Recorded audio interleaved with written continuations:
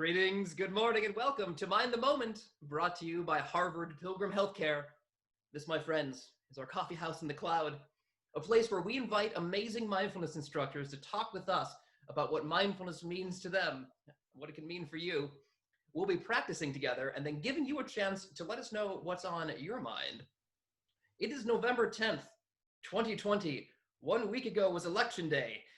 And I can't help but be reminded by some words from the American journalist H.L. Mencken, who said, quote, "The older I grow, the more I distrust the familiar doctrine that age brings wisdom," end quote. Which might just be another way of saying, if you think you've seen it all, you ain't seen nothing yet. This was an election like no other, folks, if for no other reason than because nearly 150 million people voted. More people than have voted in any single election in my lifetime, or in the lifetime of any American who has ever lived thus far. Whether or not your preferred candidates are preparing to ascend to the offices they were pursuing, that simple fact about voter turnout should make us all feel like winners, if only for a moment. Now, for my own part, I can't help but feel like I've hit the jackpot whenever I get to spend time with today's guest instructor, former attorney, current mindfulness teacher, and longtime friend of our program, Liz Maillett. Good morning to you, Liz. Good morning, John. Good morning, everyone. So Liz, our summer schedule of coffee house sessions was cut short this year due to the birth of my son. And for that reason, I have not had the opportunity to sit with you here for 5 months. So I'd love to begin just by checking in with you, though it seems the only appropriate way to do that is by acknowledging what an arduous week this has been for so many. And so let me phrase my opening question to you this way. What advice have you received this week that you found to be particularly helpful or nourishing or nurturing? Thank you, John. I knew that you were going to ask me this question. And in our discussions leading up to this session, we were talking about the sessions that you did last week. Jess Morey, who's just one of my favorite people, did both of the sessions for the Coffee House in the Cloud last week. And so I actually wanted to share some advice. I didn't receive it this week, but it's been helpful to me during this, really tumultuous election season. A helpful method of self-care. A couple of years ago, sat a retreat. So this is more than a platitude of advice, I guess. It's a little bit of a story. A couple of years ago, I sat a retreat at the Garrison Institute with Jess and her co-teacher, Josh Korda, who is the head of Dharma Punks in New York City. And the theme of the retreat was how to bring in some contemporary therapeutic modalities as a way of self-care that we can actually incorporate into our meditation practice. So the nugget of advice and that I took from this retreat is that when there's a part of you that is hurting, a part that may feel anxious or sad or despairing or angry or whatever it may be, when there's a part of you that is like that, we can use another part of ourselves, the nurturing part of ourselves, to bring care and comfort to that hurting part. Now, this takes a little bit of practice, and it takes a little bit of I don't know, it's sort of an unusual division of our own imaginations, where we are imagining, well, for you, John, you are a father, and you can imagine, I'm sure, firsthand, that nurturing part of yourself. Bring that part to mind, feel it, have it stand by for a second, and then bring in that part that is hurting, that is feeling sad or angry or anxious or despairing or whatever the hurt may feel like. And have that nurturing part, comfort that hurting part, just the way you would a good friend who comes to you and says, I feel sad. And we can do that in our meditation practice in a way that for me can be very healing. And I guess, I want to bring our theme for the guided meditation and stuff back to this idea of equanimity. But I see this, there's a lot of things we can do to sort of refill the equanimity tank. And one of them is self-care, different methods of self-care. And this was one that I wanted to share. Oh, Liz, that's beautiful. There's so much to unpack there, and so now I'm really excited about, getting into it with you here. But let me quickly just do a little bit of a table of contents here. So in a moment, folks, Liz is going to lead us in a 10-minute guided meditation, and then we're going to get into some Q&A. And that's where we'd especially like your help. So please do open up the chat box, which you can find at the bottom of your screen. Use it to type in any questions you may have or any comments you'd like to share now or at any time. And as a way to get us started, actually, Liz, is there something in particular that you'd like to check in with folks about as we're getting started here?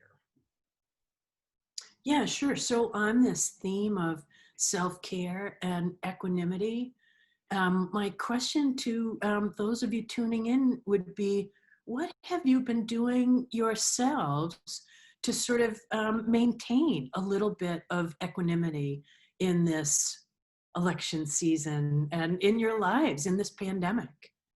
All right, so self-care techniques, if folks would like to type a few words about what's been helping them out, that would be great. While folks are thinking and typing, please do know how grateful we are to have you joining us today and joining each other here in our virtual coffee house. Keep in mind that only Liz and I will be able to see anything that you type. And if we don't have a chance to read your particular question or comment out loud, please know that we do read and value them all. And as we close today, which will be right around 9 a.m., I will mention some more ways that you can keep in touch with us too. All right, lots of stuff coming in here. So Liz, our mutual friend Mark says hello to you. Yeah. So somebody is saying meditation and frequent walks Yeah. outside are their self-care engines. Knitting, practicing patience. Somebody says they took their dog for a long walk on this beautiful morning. Gardening in my new home. Walking or hiking in nature. Journaling. Taking a bath. Getting up early to be alone in peace. Getting outside in the nice weather to walk and enjoy nature. Taking advantage of the solitude. Trying not to feel guilty about the alone time. It's always okay to take a little alone time. Deep breaths, lots of them. Spending time outside. Slowing down my routine and actions in general to be present in every moment. Running, reading, cooking. Well, frankly, there's too many to share. Well, I can spend the rest of the half hour. But thank you, everyone, for these are wonderful things. It's great to hear that people are taking time to center themselves, and I hope that this also will be helpful to that. Well, so Liz, let me bring it back around to our theme, and so you and I were speaking last week to prep for today, and you mentioned this beautiful metaphor of soft front, strong back. And I'm wondering if you would mind walking us through what is meant by that, as well as to explain the embodied aspects of this metaphor. And perhaps that could be a good way to sort of lead us into your guided meditation this morning. Yeah, thanks, John. Soft front, strong back. I wish I'd thought of this phrase. I didn't. I listened to a meditation recently with Roshi Joan Halifax using this theme, soft front, strong back, as a way to, again, as with self-care method, sort of like tune in to the, to try and cultivate some sense of equanimity. In a phrase, I guess I would define equanimity as a calmness, a stability, and a calmness or stability, particularly in the face of difficulties, all kinds of things going on, to maintain a sense of groundedness. And so the soft front portion is the, sort of allowing in, the not resisting, the not reacting, the staying open and soft to what is occurring around us, good and bad, and not necessarily reacting or overreacting to it. But at the same time, not being thrown off by every little thing that happens. And that is the strong back portion of the soft front and strong back. I got my hair cut the other day, and I was having my stylist, who's a friend, who's very stressed out in this season. And we were next to somebody else at the part where they wash your hair, who was ranting about election fraud, kind of stressful for us, because like we don't have much election fraud, but there's lots of misinformation out there. And my stylist picked a fight with the party next door. And so anyways, I come back to I won't go into details there because it was just kind of stressful for me too. But I was able to bring into just that moment, and not wanting to overreact myself, just sort of that soft front, strong back, saying it to myself as a way to sort of calm myself in this kind of weird and stressful moment that was occurring at the hairstylist. And so in today's guided meditation, I did want to go into that metaphor and that theme a bit more. That's fantastic. Well, before we begin, I just want to say, Liz, if anyone was ever asked, is mindfulness useful in my everyday life? You can even use it at the hair salon. So, all right, Liz. Well, let's do it. Let's meditate. All right, we've got about 10 minutes, John. I just want to keep track of the time. Yes, that'd be great. Thanks. All right. So whatever position would be comfortable for you this morning, and it could be sitting up. Sitting up is great. It helps us stay awake. But if lying down is okay for you, go ahead and do that. Settle into a position where you might be able to maintain some degree of physical stillness for the next 10 minutes or so. If you're comfortable allowing your eyes to close, go ahead and do that.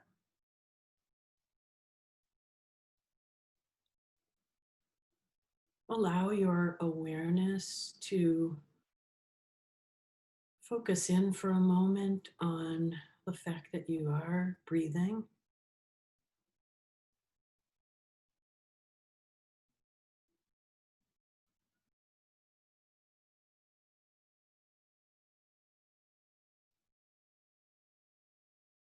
And actually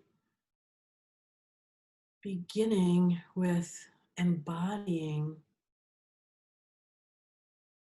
this metaphor of a soft front and a strong back.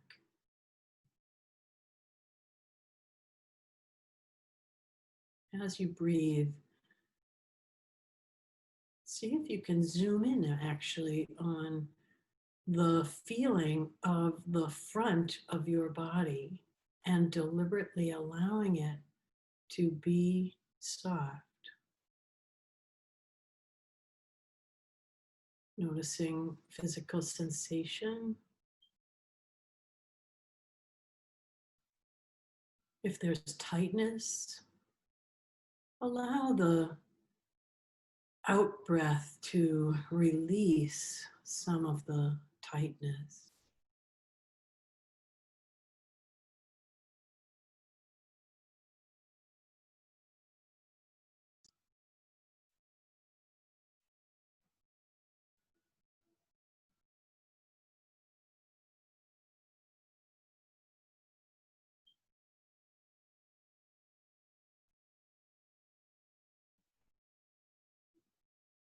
And shifting slightly,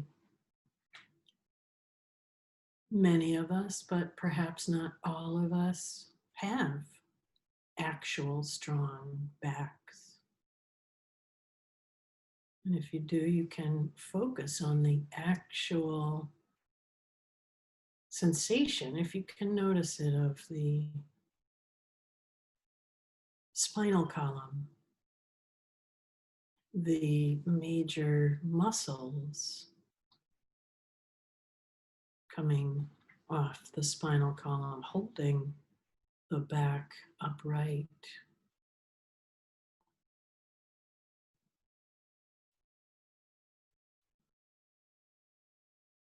If you're one of us who maybe doesn't have what feels like a strong back, you can stay with the metaphor of the strong back, which is that feeling of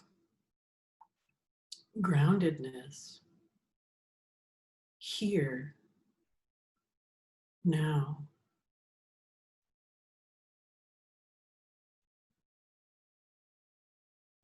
In this moment.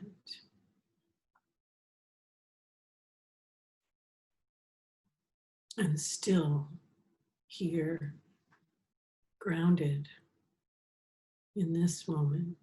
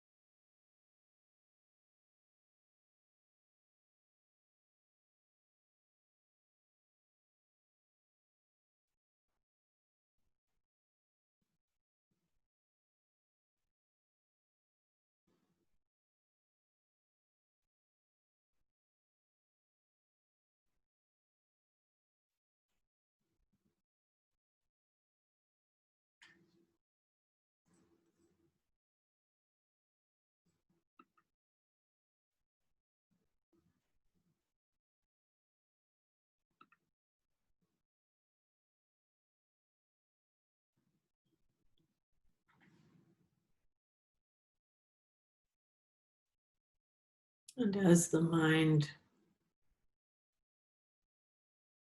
does what it wants to do, wanders off, I invite you to just notice when that happens. Don't give yourself a hard time. Just come back to this embodied sensation of soft front, strong back,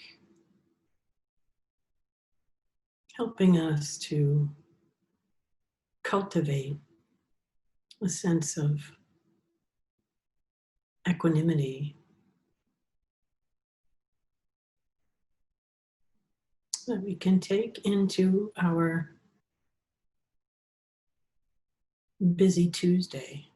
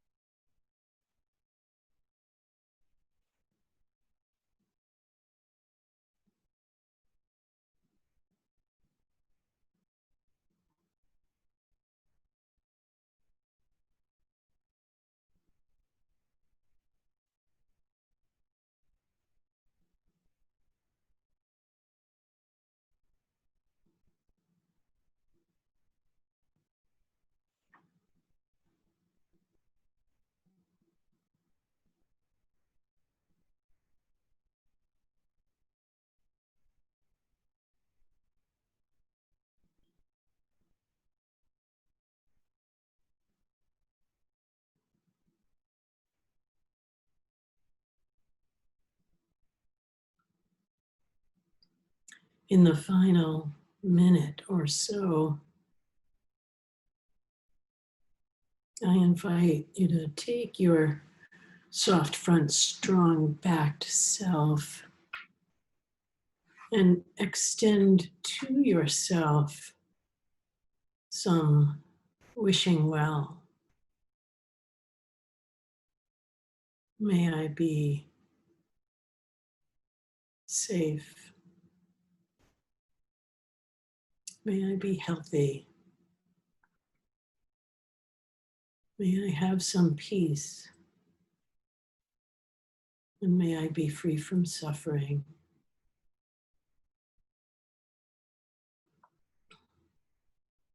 And if it feels okay with you, extend those same wishes to each other here this morning and to anyone we care to around us. May we all be safe. May we all be healthy. May we all have some peace. And may we be free from suffering.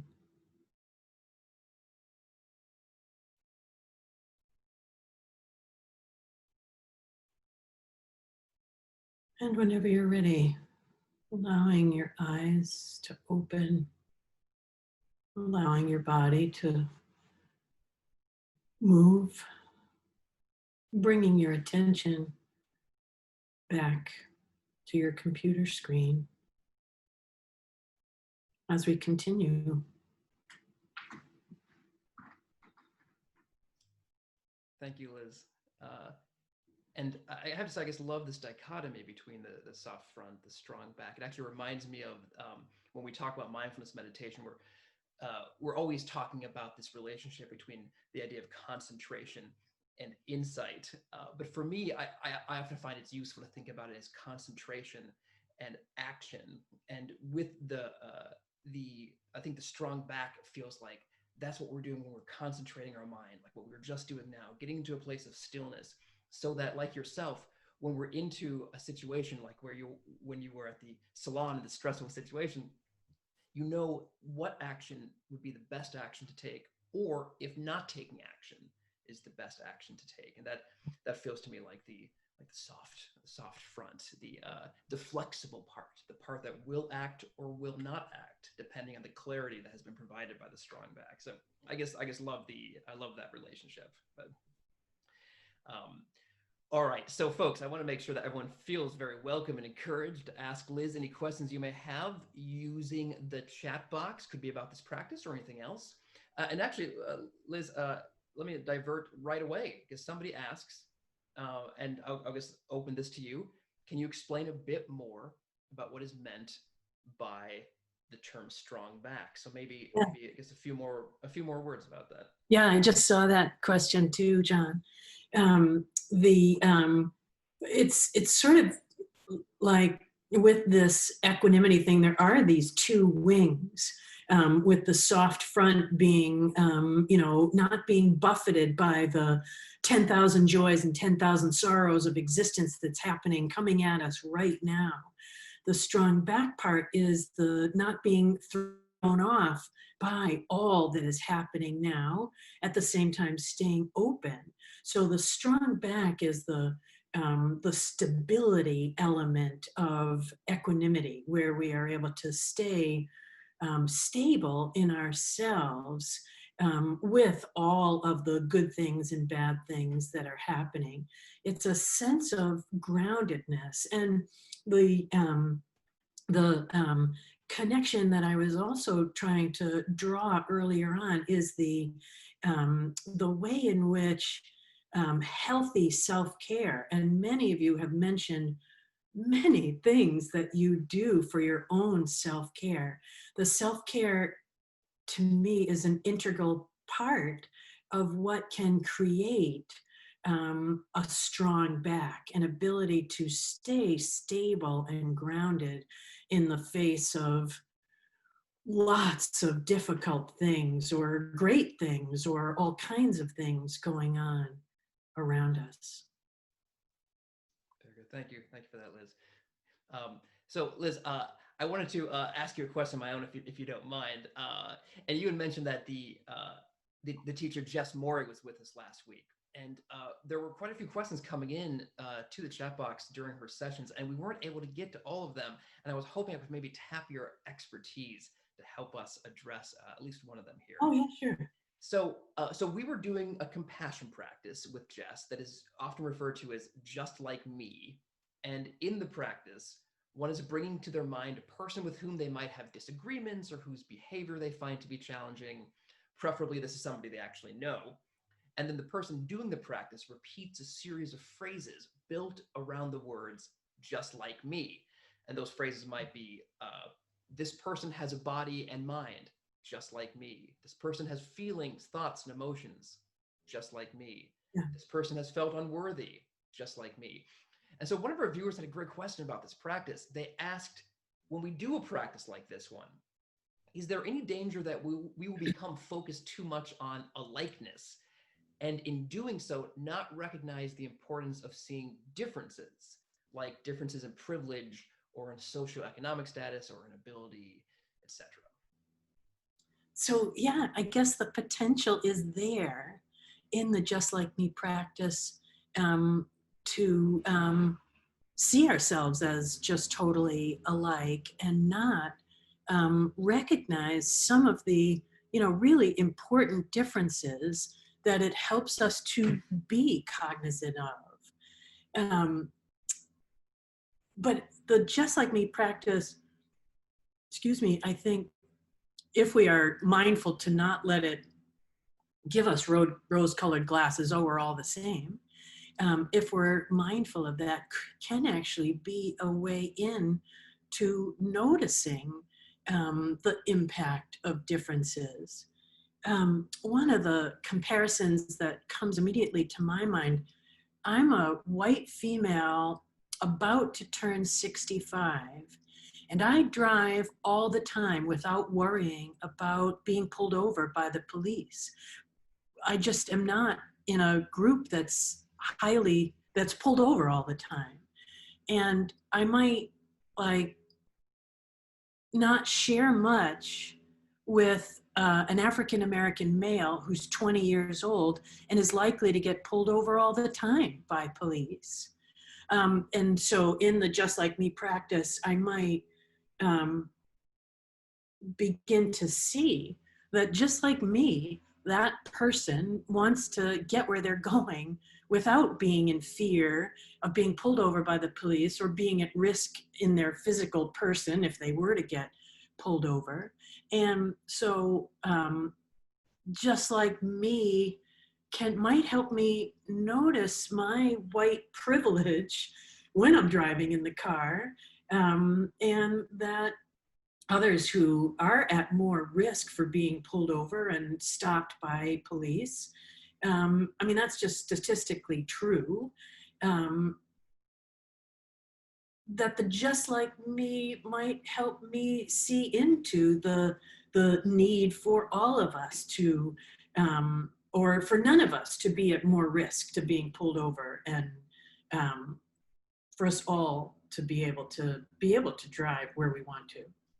Yeah, this is great. You're making me think that, or make me know or remember that this practice isn't like a magic wand that makes something makes us all alike or makes us all different, but it's a lens through which we can see both our alikeness and our differences at the same time, and also figure out how to make an effective balance that will allow us to